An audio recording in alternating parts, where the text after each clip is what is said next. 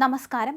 നിറത്തിന്റെ പേരിൽ നേരിട്ട അപമാനത്തെക്കുറിച്ച് തുറന്നു പറഞ്ഞ് ചീഫ് സെക്രട്ടറി ശാരദാ മുരളീധരൻ ഫേസ്ബുക്കിൽ പങ്കുവച്ച കുറിപ്പിലാണ് തന്റെയും ഭർത്താവും മുൻ ചീഫ് സെക്രട്ടറിയുമായ വേണുവിന്റെയും നിറവ്യത്യാസത്തെക്കുറിച്ച് ഒരാൾ നടത്തിയ മോശം പരാമർശത്തെക്കുറിച്ച് ശാരദാ മുരളീധരൻ തുറന്നു പറഞ്ഞത്.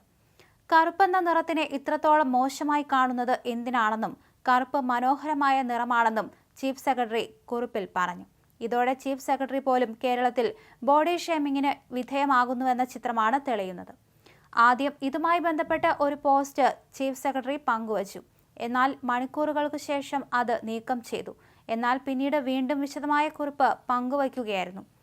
തന്റെ നിറം കറുപ്പാണെന്നും ഭർത്താവിന്റെ നിറം വെളുപ്പാണെന്നുമുള്ള തരത്തിൽ ഒരു കമന്റ് കേട്ടു എന്നായിരുന്നു ആദ്യം പങ്കുവച്ച പോസ്റ്റിൽ പറഞ്ഞത്. എന്നാൽ ഇതിന് താഴെ വന്ന കമന്റുകളിൽ അസ്വസ്ഥയായി അത് ഡിലീറ്റ് ചെയ്യുകയായിരുന്നു. എന്നാൽ അത് ചർച്ച ചെയ്യേണ്ട കാര്യമാണെന്ന് ചില വ്യക്തികൾ പറഞ്ഞതിനെ തുടർന്നാണ് വീണ്ടും പോസ്റ്റ് ചെയ്തതെന്ന് ചീഫ് സെക്രട്ടറി കുറിപ്പിൽ പറഞ്ഞു. കറുപ്പ് എന്ന നിറത്തെ ഇത്രത്തോളം മോശമായി കാണുന്നത് എന്തിനാണ്? കറുപ്പ് അത്രയും മനോഹരമായ നിറമാണ്. എന്തിനാണ് കറുപ്പിനെ നിന്ദിക്കുന്നത്?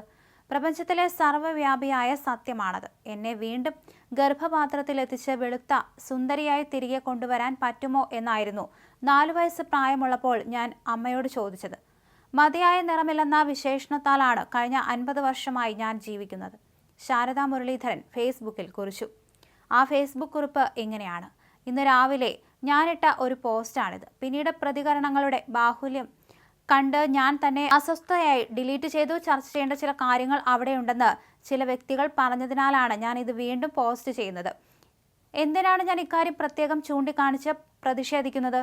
അതെ, എൻ്റെ മനസ്സിന് മുറിവേറ്റു. കഴിഞ്ഞ 7 മാസം മുമ്പ് എൻ്റെ മുൻഗാമിയുമായുള്ള ഇത്തരം താരതമ്യങ്ങളുടെ ഘോഷയാത്രയിലായിരുന്നു.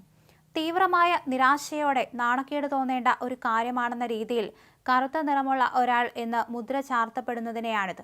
കറുപ്പെന്നാൽ കറുപ്പ് എന്ന മട്ടിൽ, നിറമെന്ന നിലയിൽ മാത്രമല്ലിത്. നല്ലതൊന്നും ചെയ്യാത്ത എല്ലാം ആസ്വാസ്ഥ്യകരവും മോശവുമായ ഉഗ്രമായ സ്വേച്ഛാധിപത്യത്തിന്റെ പ്രതീകമായ കറുപ്പെന്ന മുദ്ര ചാർത്തൽ. പക്ഷെ കറുപ്പിനെ ഇങ്ങനെ നിന്ദിക്കുന്നത് എന്തിനാണ്?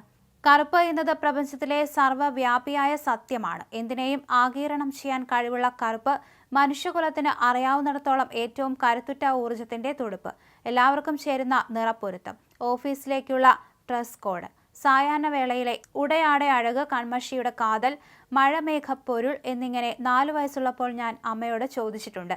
ഗർഭപാത്രത്തിലേക്ക് എന്നെ തിരിച്ചെടുത്ത് വെളുത്ത നിറമുള്ള കുട്ടിയായി എന്നെ ഒന്നുകൂടെ ജനിപ്പിക്കുമോ എന്ന്. എനിക്ക് നല്ല നിറമൊന്നുമില്ല എന്ന ആഖ്യാനത്തിൽ 50 വർഷത്തിലേറെയായി ഞാൻ ജീവിച്ചു. ആ ആഖ്യാനത്തിൽ സ്വാധീനിക്കപ്പെട്ടു പോയിരുന്നു. കറുപ്പിൽ ഞാൻ കണ്ടെത്താത്ത സൗന്ദര്യം എൻ്റെ മക്കളാണ് കണ്ടെത്തിയത്. കറുപ്പിന്റെ പാരമ്പര്യത്തോട് അവർക്ക് ആരാധനയായിരുന്നു. ഞാൻ കാണാതിരുന്ന ഭംഗി അവരതിൽ കണ്ടെത്തിക്കൊണ്ടേയിരുന്നു. കറുപ്പെന്നാൽ അതിസുന്ദരമാണെന്ന് അവർ കരുതി. കറുപ്പിന്റെ അഴക് എനിക്കവൾ കാട്ടിത്തന്നു. ആ കുറിപ്പ് ഇങ്ങനെ അവസാനിക്കുന്നു.